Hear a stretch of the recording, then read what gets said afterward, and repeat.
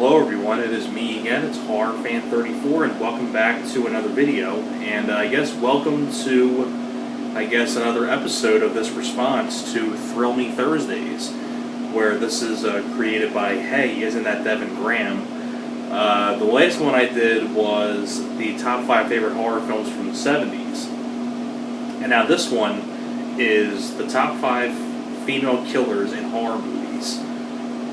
So this one was a little, I had to really think about this one. My number one isn't, it kind of has horror elements in it. I was kind of debating on whether I should put it as my number one, but I figured, you know what, it's my list. I'll put it on there because it does kind of have horror elements in it.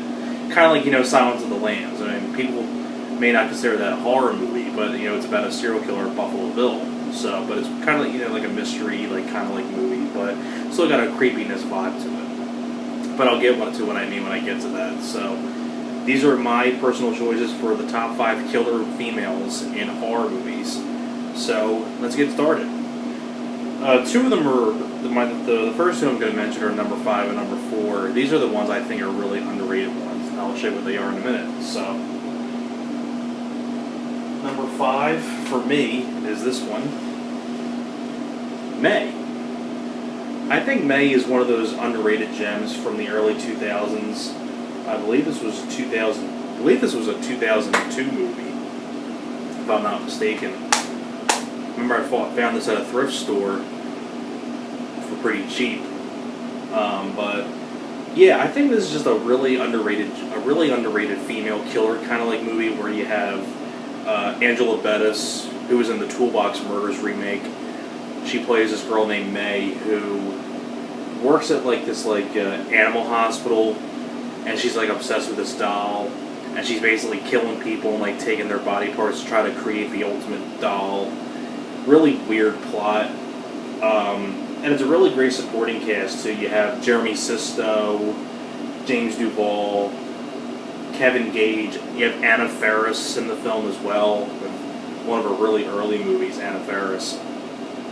But overall, I think May is just one of those underrated gems, and Angela Bettis' performance as May is just really haunting. Really creepy character that she plays. Really creepy looking character. But I love May. I think this is a really underrated one. Love it. Number 4 is this one, Alice Sweet Alice. This does deal with a female killer. Now, I'm not ruining like what the twist is and all that stuff. I mean, you can say that for yourself, but I'm not going to say what the twist is, but this is a female serial killer. And I think the twist is a really clever twist. Like I said, I'm not going to say what the twist is, but I encourage people to go check this out. It's one of the more underrated films from the 70s. Really underrated horror film in general, not just from the 70s, but in general. Really great kind of like mystery movie. I can't recommend this enough. If you want to see a young Brooke Shields, I think this was her very first film she ever did, and I know there was talks about a remake of this, but I heard there's actually the director of Satan's Playground who's actually I think the cousin of the director of this movie, and he was talking about trying to get a remake of this out, but I heard there was like a bunch of like problems of the film not getting funded and things like that, so that remake's been on hold for several years. I don't know if it's ever going to be made or not. We're going to have to see and find out. But Alice Sweet Alice, really underrated one, really great one, really great mystery movie. You see like this killer in this raincoat and really creepy looking, like at the crime scenes and things like that. Really creepy character. The next one is I gotta go with Angela from Sleepaway Camp 2 and 3 that Pamela Springsteen did, especially from Sleepaway Camp 2. That's like my main one. Cause I mentioned Sleepaway Camp 2 and 3 because she was in it, but if I had to choose one, I chose Sleepaway Camp 2. I think the way Pamela Springsteen just, you know, they just go all out on the gore, you know, and things like that. And I think Pamela Springsteen did a great job as the Angela character. And overall, I mean, just a really fun sequel to the first Sleepaway Camp. And speaking of that, my number 2 choice is Felissa Rose, who played Angela in the first Sleepaway Camp.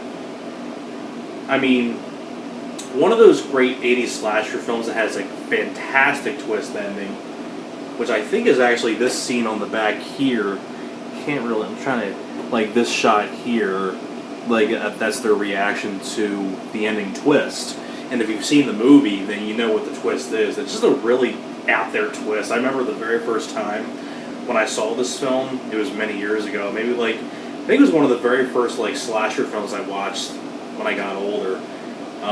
Maybe like I was like 17 or 18 when I first saw this. And I remember like when that ending happened, my jaw dropped. Like I was speechless. And I gotta give the movie credit for that. I mean, Sleepaway Camp, I mean, one of those, I feel like it's one of those 80s slashers that doesn't get talked about that much. I feel like it kind of gets left in the dust a little bit. But, you know, overall, I mean, I think this is just a really great female killer movie with a fantastic twist at the end. I'm sure if people have seen this, you know what twist I'm talking about, but love this movie. Now I'm saying before with my number one choice, I was kind of debating on whether I should put this as my number one, because it kind of does have like a horror element to it, because like the character's a creepy woman, and you know, she does kill somebody in the movie, so in a really vicious way in the greenhouse. So I was kind of debating on whether I should put it in there, but I figured, you know what, it's my list. It kind of does have horror elements in it, even though it is more of a psychological thriller. But like the way that she portrays the character is just so creepy, and it's a really creepy character that she plays. And I figured I had to mention it. So I apologize to Devon Graham, or anybody who's watching this, if this isn't considered a horror movie, then I apologize. But hey, it's my list. But I had to mention it. My number one is this: The Hand That Rocks the Cradle. Because Rebecca De Mornay as Mrs. Mott, I mean, just plays this character so well, especially when she kills Julianne Moore in the greenhouse. I love this movie a lot. I like Rebecca De Mornay as this crazy woman who's getting revenge on this family. Just really creepy character that she plays. I really like Ernie Hudson, who plays a guy who's kind of like, he has like sort of like an intellectual disability who works as a handyman for the family. And I really like his character. I feel sorry for the character, because there's a point where Rebecca De Mornay's character puts a pair, I think of, like this family has a little daughter right here. I don't know if you can see her. Like right here. They have a daughter, and Rebecca De Mornay like plants like in his toolbox like a pair of the girl's pants, and the mom thinks that it was something that he did, and she fires him.